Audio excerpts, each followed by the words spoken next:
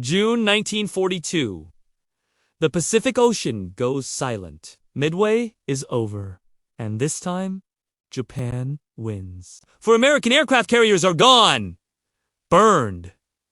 Sunk.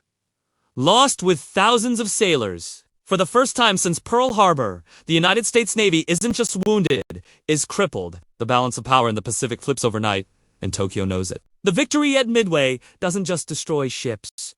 It destroys time. Time the United States desperately needed to recover. And Japan decides not to waste a single hour. Because now, for the first time, Hawaii is exposed. The Japanese high command gathers in Tokyo under extreme secrecy. The argument that once killed the idea of invading Hawaii is suddenly gone. Before Midway, it was too risky, too expensive, too far. But now the American carrier force that could stop such an invasion no longer exists. Pearl Harbor is still damaged. Fuel tanks are repaired, but its defenses are thin.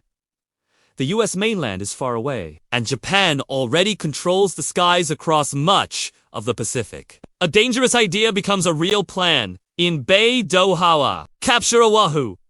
Force the United States into a defensive war it cannot politically ignore. The goal is not permanent occupation. The goal is shock.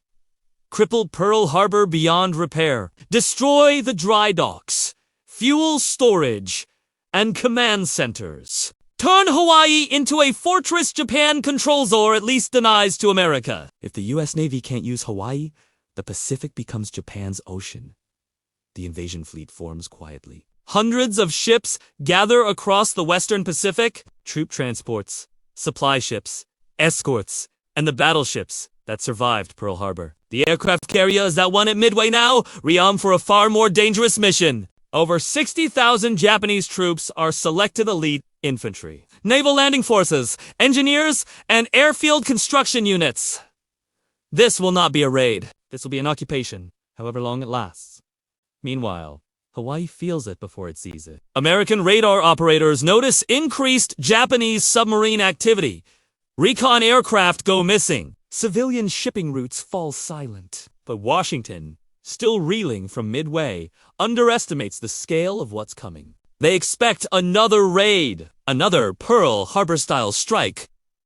They are wrong. Just before dawn, the skies over Oahu erupt. Japanese bombers hit first not the harbor, but the airfields. Hickam, Wheeler, Kaneo, runways are cratered. Hangars burn. American aircraft are destroyed on the ground before they ever get airborne. Anti-aircraft fire lights up the sky, but the volume of attackers overwhelms the defenses. Then the second wave hits Pearl Harbor itself. Dry docks are smashed. Repair ships are sunk at anchor. Fuel farms explode in massive fireballs visible across the island. The harbor is not just damaged, it is disabled.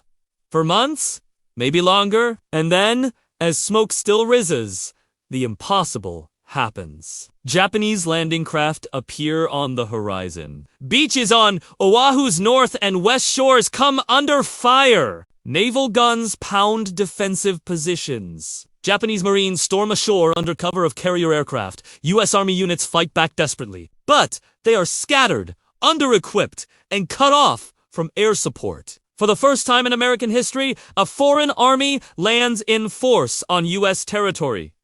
The fighting is brutal and immediate. Japanese troops push inland, targeting communication hubs and road junctions. Paratroopers drop near airfields, securing landing zones for follow-up forces. Engineers begin repairing runways under fire. Within 48 hours, Japanese aircraft are operating from Hawaiian soil.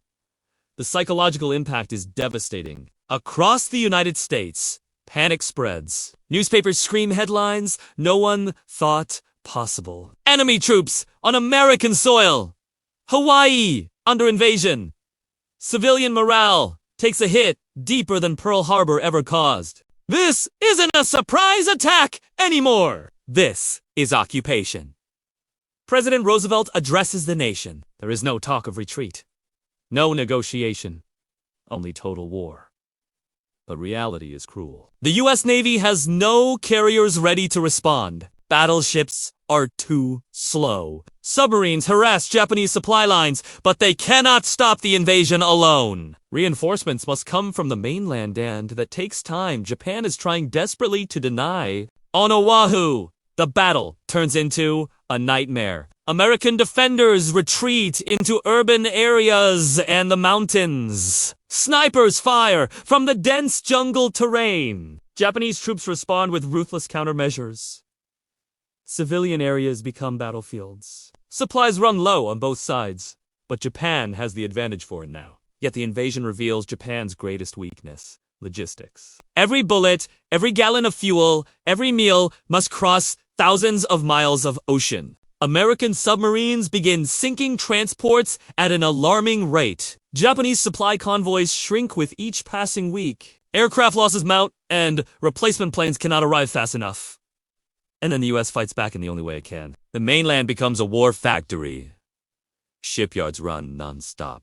New carriers are rushed into service earlier than planned. Pilots train around the clock. Submarines flood the Pacific. Long-range bombers begin staging through island chains Japan can't fully defend.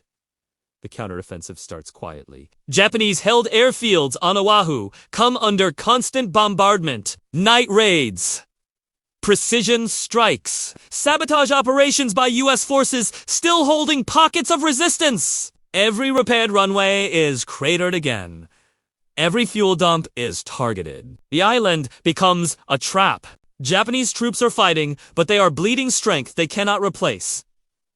Disease spreads. Ammunition runs short. Morale collapses as supply drops fail to arrive. The idea of reinforcing Hawaii is debated in Tokyo and rejected. Japan cannot spare the ships, cannot spare the fuel, cannot spare the men. Then American carriers return. Not in one dramatic battle, but piece by piece. Fast strikes. Hit-and-run attacks on Japanese fleets guarding Hawaii. The balance begins to shift. The skies slowly turn hostile for Japanese aircraft. Finally, the US launches its counterlanding. Marines hit beaches already soaked in blood. Army units follow. Artillery pounds Japanese positions relentlessly. The battle for Oahu becomes a grinding war of attrition one. Japan cannot win. Months after the invasion began, the last organized Japanese resistance collapses. The cost is enormous. Hawaii is devastated. Pearl Harbor is unusable for over a year. Tens of thousands are dead. But the invasion does something Japan never intended. It unites the United States completely. There is no debate left.